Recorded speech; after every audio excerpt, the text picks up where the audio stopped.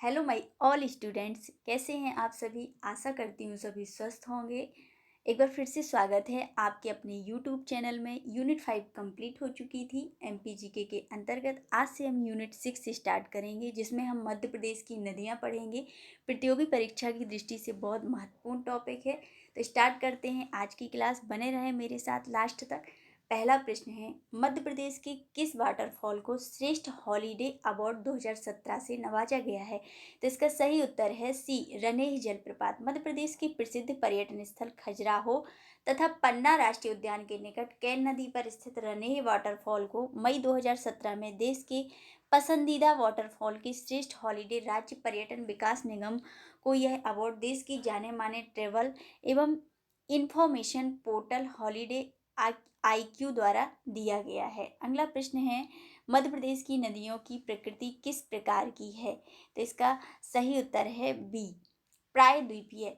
मध्य प्रदेश की नदियों की प्रकृति प्रायद्वीपीय प्रकार की है, क्योंकि प्रायद्वीपीय का अर्थ होता है वर्षा आधारित होना, और मध्य प्रदेश में प्रभावित होने वाली नदियां वर्षा पर आधारित हैं। नेक्स्ट है, मध्य प्रदेश में देश की कितनी नदियां बहती हैं। तो इसका सही उत्तर है ए, सर्वाधिक। मध्य प्रदेश की अर्थव्यवस्था में नदियों का महत्वपूर्ण स्थान है, क्योंकि नदियां सिंचाई के साथ ही जल विद्युत के निर्माण में उपयोगी हैं, और इस मामले में राज्य संपन्न है, क्योंकि मध्य प्रदेश में देश की सर्वाधिक नदियां प्रभावित होती हैं। अगला प्रश्न है, मध्य प्रदेश की किस नदी का नाम नामोदोस भी है। तो इसका सही उत्तर है सी, नर्मदा। मध्य प्रदेश की नर्मदा नदी के अन्य कई नाम हैं। रामायण में इसे रेवा कहा गया है। भूगोलविद टॉलमी ने इसे नामोदोस कहा है, जबकि अन्य नामों में मैकलसुता तथा सोमो देवी भी शामिल है। नेक्स्ट प्रश्न है, नर्मदा नदी मध्य प्रदेश में कितने किलोमीटर में बहती है। तो इसका सही उत्तर है बी, 1077 किलोमीटर, 1077 किलोमीटर। अमरकंटक से निकलकर खंबात की खाड़ी में गिरने तक कुल 1312 किलोमीटर की दूरी तय करती है, जिसमें वह मध्य प्रदेश में 1077 किलोमीटर बहती है। वह 161 किलोमीटर गुजरात में बहती है। अगला प्रश्न है, नर्मदा नदी का अपवाह क्षेत्र है। तो इसका सही उत्तर है ए, 93,180 वर्ग किलोमीटर है, तथा इस प्रकार की नदी का कुल क्षेत्र मध्य प्रदेश में 89.8%, महाराष्ट्र में 2.7% और गुजरात में 8.5% है। एक एक प्रश्न बहुत महत्वपूर्ण है, इसलिए ध्यानपूर्वक जरूर सुने। अगला प्रश्न है, निम्न में से कौन कौन सा जलप्रपात नर्मदा नदी बनाती है। तो इसका सही उत्तर होगा उपरोक्त सभी। नर्मदा नदी अपने उद्गम से कुछ दूरी पर कपिल धारा तथा दुग्ध धारा जलप्रपात, जबलपुर के निकट धुआंधार जलप्रपात, महेश्वर के पास सहस्त्रधारा जलप्रपात और हंडिया से बड़वाह के करीब मानधार तथा दर्दी जलप्रपातों का निर्माण करती है। अगला प्रश्न है, नर्मदा की कुल कितनी सहायक नदियां हैं। तो इसका सही उत्तर है बी, 41। मध्य प्रदेश की सभी नदियों में नर्मदा नदी की सर्वाधिक 41 सहायक नदियां हैं। इनमें से हिरन, कोलार, तिंदौनी, मान, हथनी, बारना, ओरसंग, शक्कर, दूधी, तवा, गंजल और गोई आदि हैं। अगला प्रश्न है, नर्मदा नदी इसका निर्माण करती है। तो सही उत्तर है सी, एस्चुरी का निर्माण करती है, डेल्टा नहीं बनाती है। अगला प्रश्न है, ताप्ती नदी का उद्गम कौन से जिले में है। तो इसका सही उत्तर है सी, बैतूल। ताप्ती नदी मध्य प्रदेश की एक महत्वपूर्ण नदी है, जिसका उद्गम बैतूल जिले के मुल्ताई नगर के समीप से होता है, तथा यह पश्चिम की ओर बहती हुई खंबात की खाड़ी में गिरती है। अगला प्रश्न है, चंबल नदी का उद्गम कहाँ से होता है। तो सही उत्तर है सी, महू से। उद्गम महू इंदौर के पास स्थित जाना पाव नामक पहाड़ी से होता है। चंबल यमुना की सहायक नदी है, जो इटावा के पास यमुना में मिलती है। अगला प्रश्न है, निम्नलिखित में से कौन सी नदी पश्चिम की ओर बहती है। तो इसका सही उत्तर है बी, नर्मदा। मध्य प्रदेश की नर्मदा अमरकंटक से निकलकर पश्चिम की ओर बहती हुई खंबात की खाड़ी में गिरती है। नर्मदा के अतिरिक्त ताप्ती, साबरमती एवं लूनी नदी पश्चिम की ओर बहने वाली मुख्य नदियां हैं। ये नदियां अरब सागर में गिरती हैं, जबकि यमुना गंगा की सहायक है। गंगा तथा गोदावरी पूर्व की ओर बहती हैं और बंगाल की खाड़ी में गिरती है। अगला प्रश्न है, निम्न नदी अरब सागर में गिरती है। तो सही उत्तर है डी, ताप्ती। मध्य प्रदेश की ताप्ती नदी बैतूल जिले में मुल्ताई नामक झील से निकलती है, तथा नर्मदा के समानांतर भ्रंश घाटी में पश्चिम की ओर बहती हुई अरब सागर में गिरती है। अगला प्रश्न है, नर्मदा नदी का उद्गम स्थल कहाँ है? तो इसका सही उत्तर है ए अमरकंटक। नर्मदा नदी मध्य प्रदेश की सबसे बड़ी नदी है। यह मैकल पर्वत श्रेणी के अमरकंटक के अनूपपुर से निकलती है। मैकल पर्वतमाला विंध्याचल पर्वत की सबसे ऊंची चोटी, जिसकी ऊंचाई 1067 मीटर है। आगे देखेंगे। प्रश्न है, मध्य प्रदेश में किस स्थान से 3 किलोमीटर के अंदर दो प्रमुख नदियों का उद्गम है? तो इसका सही उत्तर है बी अमरकंटक। मध्य प्रदेश के अनूपपुर जिले की पुष्पराजगढ़ तहसील के दक्षिण पूर्वी भाग में मैकल पर्वतमाला में स्थित अमरकंटक भारत के पवित्र स्थलों में गिना जाता है। यहाँ से नर्मदा और सोन नदी का उद्गम स्थल है, जो 3 किलोमीटर के अंतराल पर उदित होता है। अगला है, निम्न में से कौन सी नदी नर्मदा के समानांतर बहती है? हम देख चुके हैं, ताप्ती नदी। अगला है, मध्य प्रदेश की इस नदी का जल चुलिया झरने में गिरता है। तो सही उत्तर है ए चंबल।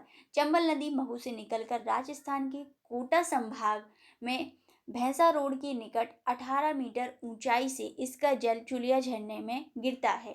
अगला प्रश्न है, निम्न में से सही जोड़े को छांटिए। तो इसका सही उत्तर है ए नर्मदा अनूपपुर। नर्मदा नदी अनूपपुर के अमरकंटक से निकलती, जबकि चंबल महू से, ताप्ती बैतूल से, काकरावर्डी से क्षिप्रा नदी निकलती है। अगला प्रश्न है,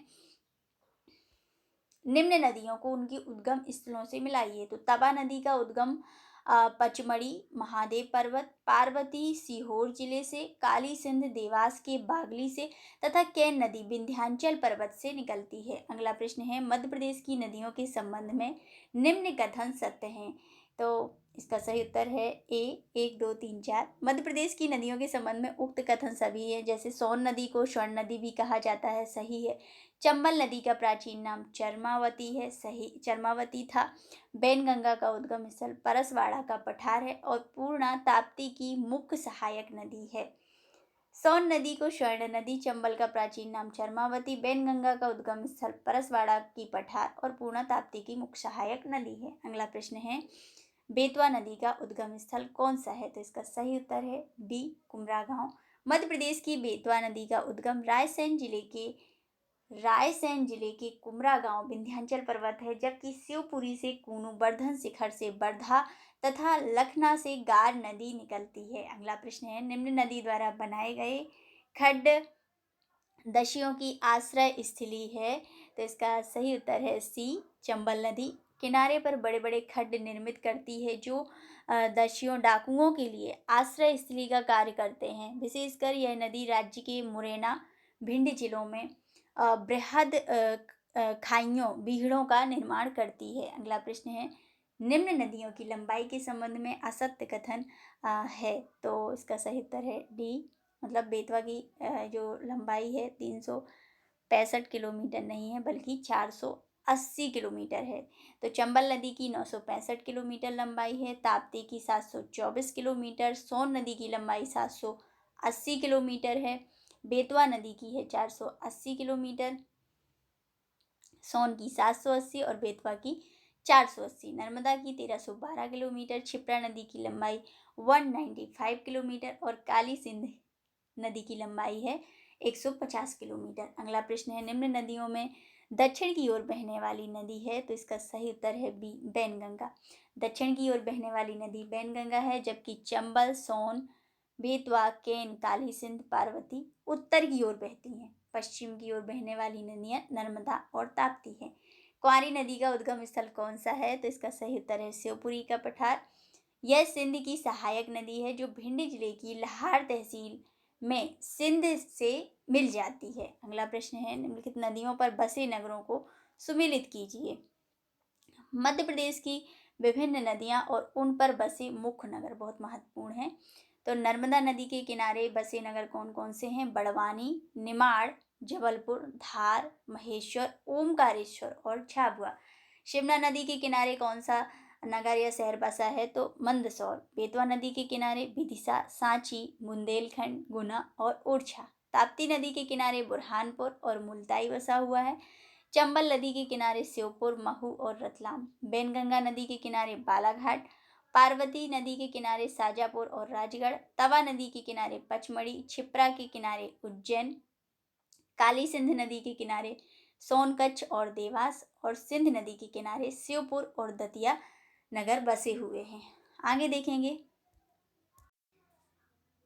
प्रश्न है, मध्य प्रदेश का सबसे बड़ा नदी समूह कौन सा है? तो इसका सही उत्तर है ए, नर्मदा, चंबल और सोन। मध्य प्रदेश की नदियों में सबसे बड़ी 4 नदियों का क्रम इस प्रकार है। नर्मदा नदी जिसकी लंबाई 1312 वर्ग किलोमीटर है, चंबल नदी जिसकी लंबाई 965 वर्ग किलोमीटर है, सोन नदी जिसकी है 780 वर्ग किलोमीटर लंबाई और ताप्ती नदी की है 724 वर्ग किलोमीटर। इसके बाद बेतवा 5वीं बड़ी नदी है जिसकी लंबाई 480 वर्ग किलोमीटर है। अगला प्रश्न है, चचाई जलप्रपात किस नदी पर स्थित है? तो सही उत्तर है बी, बीहड़ नदी पर। चचाई जलप्रपात चचाई, सिरमौर, रीवा में बीहड़ नदी पर बनाया गया है जो प्रदेश का सबसे ऊंचा जलप्रपात है। इसके अलावा रीवा में केवटी जलप्रपात और बहुटी जलप्रपात भी हैं। अगला प्रश्न है, भालकुंड जलप्रपात यहाँ पर है। तो सही उत्तर है सी, सागर।